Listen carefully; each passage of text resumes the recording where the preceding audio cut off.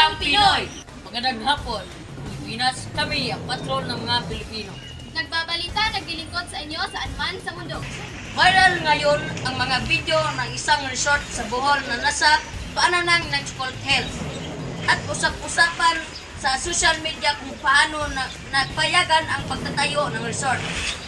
Nag-ooperate na walang environment complaint certificate o PCC ang resort na Captain's Peak. Viral ngayon sa social media ang mga video ng isang resort na makikitang nasa paanan ng Chocolate Hills na bahagi na ang Sagbayan, Bohol.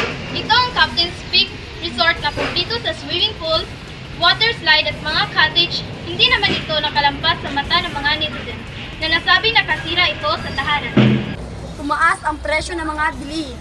Inaprubahan ng DTI ang pagtaas ng SRP ng siyam na produkto, kabilang na ang brand ng sardinas, powdered milk at toilet soap. Pero 45 na basic at prime commodities pa ang nasa Abril aaksyonan ng DTI. Pero kahit na hindi pa aprubahan ng gobyerno ang dagdag presyo sa maraming bilihin at basic prime commodities, hindi naman nila napigilan ang pagmahal ng maraming pangunahing bilihin na hindi sakop ng SRP at tuloy-tuloy pa ang pagmahal taon-taon. Pa yan may implement. Kasi pag nakuha niya yung letter niya, i-update niya pa yung price list niya, kakausapin pa niya yung mga supermarkets, and then may lag. Natalakay din ng National Price Coordination Council meeting kanina ang presyo ng ilang agricultural products gaya ng bigas.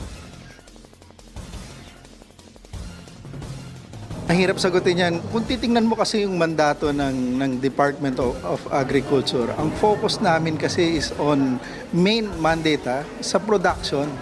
Diba?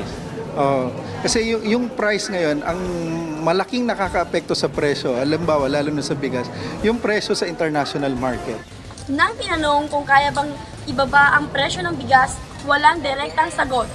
Aang, you must master the Avatar state. It can be the ultimate weapon. As ang Avatar The Last Airbender, the Filipino-Canadian actor is the live-action version of the Avatar, the heroic, fearless master of elements in the story. Considered by fans as one of the most popular animated series of all time.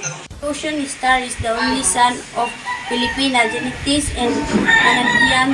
2 years later at shown Hollywood premiere, Guardian is grown up.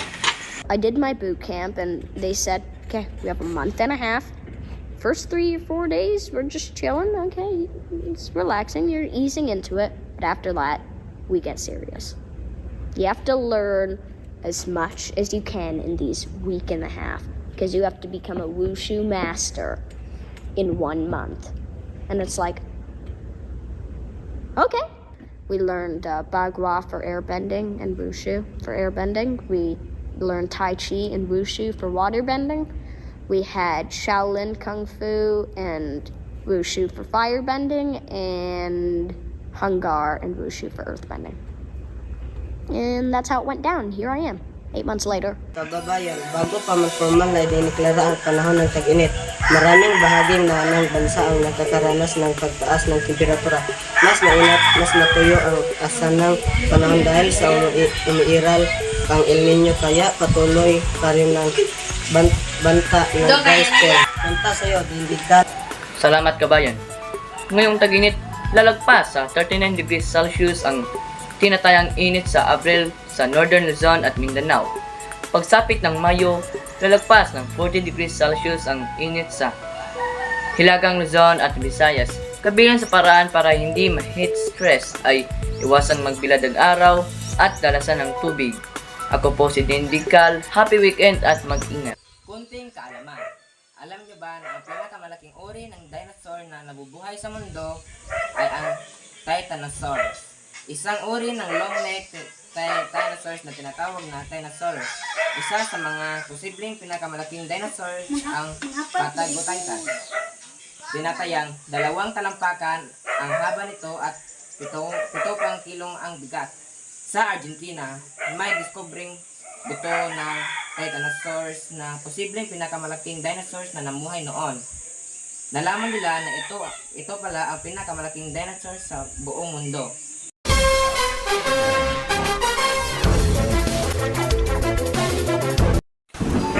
Bata pa lang, kailangan ng mga lakal para makapag-aral.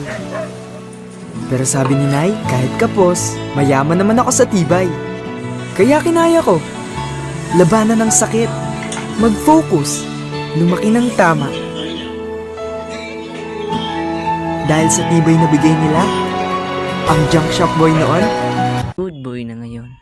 Rico Mahinay po. Bear Brand.